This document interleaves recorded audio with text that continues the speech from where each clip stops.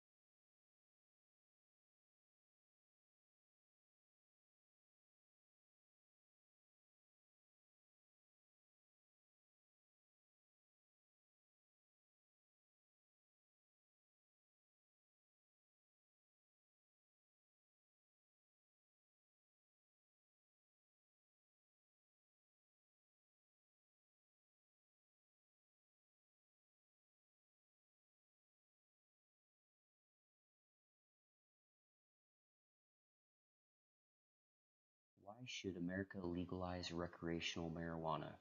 First, I'll visit some history and the common misconceptions around the misunderstood plant. I'll go over medical benefits of the plant and how it can help, the public services and revenues generated by taxation of recreational marijuana. I'll also look at the job market in Colorado and show you how legalization has helped feed the economy with new jobs. Take a look at marijuana use as self-medication, and finally bring an ugly truth to light in which the whole country should be aware of.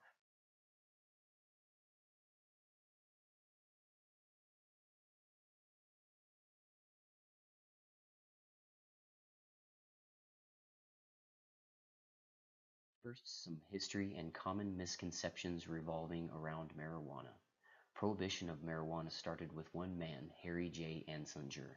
He, along with the newly made FBN, or Federal Bureau of Narcotics, made the sale, possession, and distribution of marijuana illegal with the Marijuana Tax Act of 1937, claiming that marijuana had no medical value and instead was highly addictive and would, if smoked, make the person become, as Anslinger put on a radio interview, slaves to the narcotic, continuing addiction until they deteriorate mentally, become insane, and turn to violent crime and murder.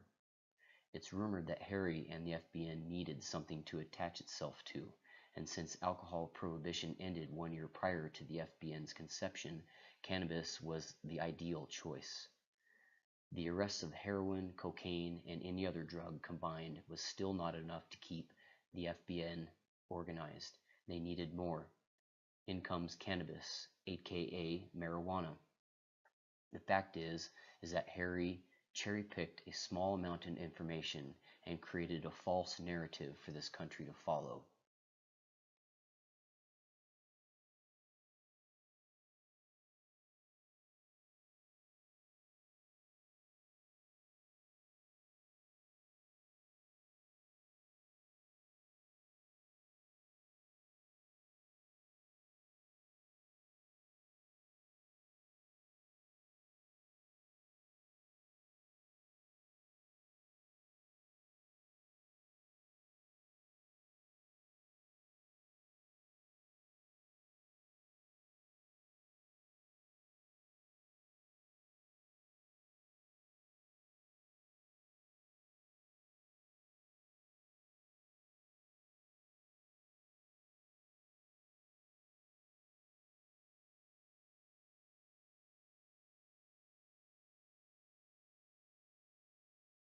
Racial rhetoric was also a strategy used by Harry and the FBN, with statements from them like, "I wish I could show you what a small marijuana cigarette can do to one of our degenerate Spanish-speaking residents."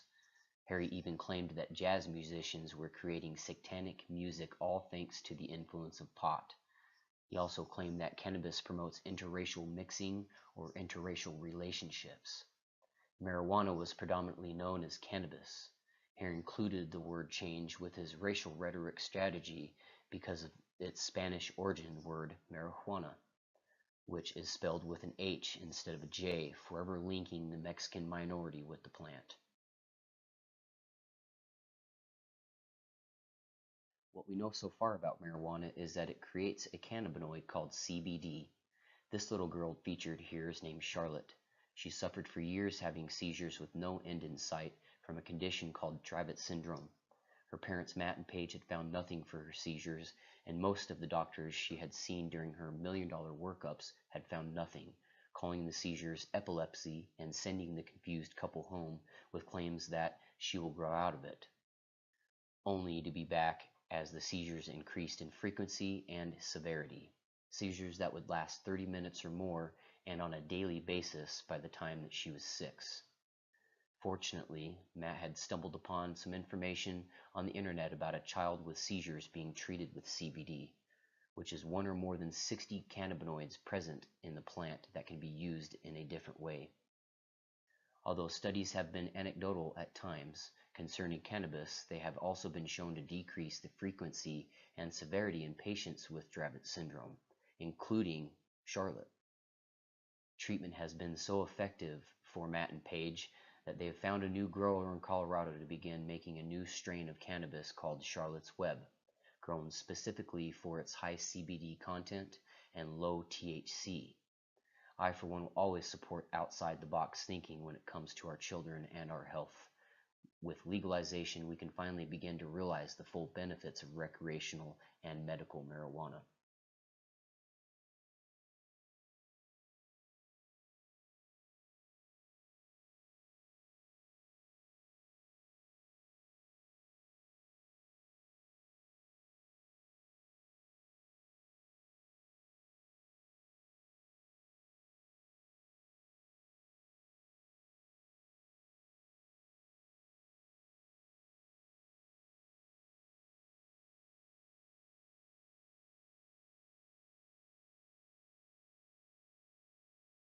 Since legalization of recreational marijuana, Colorado has implemented funding from the sales tax of marijuana into programs designed to help fund public school programs like BEST, Building Excellent Schools Today.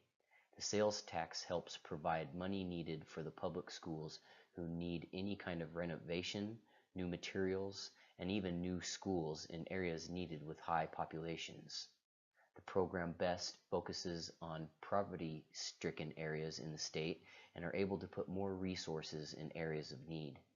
Sales tax from recreational marijuana alone supplies up to 16% of the total program, about $44 million last year alone. Another big reason an economy like ours should really consider legalizing recreational marijuana is the amount of jobs created by the industry with the potential to match that of alcohol sales and distribution. Since 2014, Colorado has received more than $500 million in tax revenue from marijuana sales since recreational sales became legal. They boast the lowest unemployment rate at 2.3% compared to 4.3% of that of the nation. Colorado's business-first mindset allows for more entrepreneurs in the state, and the pot industry is no stranger. They have taken advantage of this, increasing the amount of retail stores in Colorado to exceed that of a company called Starbucks. Marijuana can be a textile plant. Roughly 10,000 acres of industrial hemp farms have now been planted in the USA, and with the booming pot industry, most people would forget the fact that marijuana, hemp, could help slow down our nation's cutting of trees. Hemp is produced from the plant and its fibers can be used for rope, canvas, paper, and other textiles, again adding jobs to a country who is always in need. Another major issue our country needs to be aware of is the cost of inmates and how many arrests are made every year for marijuana possession. Could legalization to potentially lower the population of nonviolent offenders in jail work? Despite legalization of several states in the USA, marijuana continues to be the biggest offense among the jail systems in America. Racial and ethnic minorities in America are arrested at an accelerated rate compared to white Americans. Since the inception of Marijuana Tax Act of 1937, marijuana continues to be the single largest arrest category in the United States, accounting for over 52% of all drug-related arrests in 2016, and accounting for 7.3% of all arrests, the highest in the country. Even the current Attorney General Jeff Sessions wants to crack down on further drug use, continuing to increase arrests from first-time offenders by reinstating a mandatory minimum sentencing for certain drug offenses. He also wants to review the current marijuana policy. He's spoken out negatively about our current state's trends of legalization, attacking states like Colorado and Washington with outlandish claims pertaining to the use of marijuana. Lastly, I had a chance to speak with a local guy named Alex Lund, the campaign manager with Utah Petition Coalition back in September. He said something in our conversation that stuck out at me the moment he said it. Recreational is medical. I had not thought of that in my research, but it makes sense. And what he meant was, in order to get the full benefit of legalization, we need to allow full access to the plant and allow people to self-medicate, which in this nation we are no stranger to. In a recent poll called Marista Poll, they found that 52% of Americans over the age of 18 have tried marijuana, and of that 52%, 44% currently use daily. And why do so many Americans smoke? It's a high amount of people using the same thing for different reasons. These statistics date back to the 30s, even when prohibition is introduced.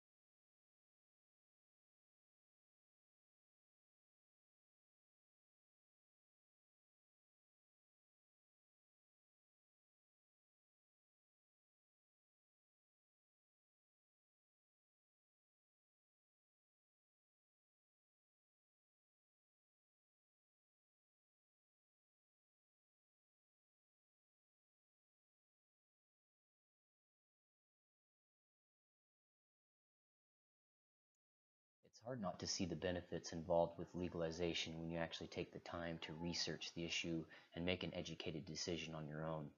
Looking at Colorado and how they've approached legalization is a good example on how to work with a new industry and its rising issues created by legalization.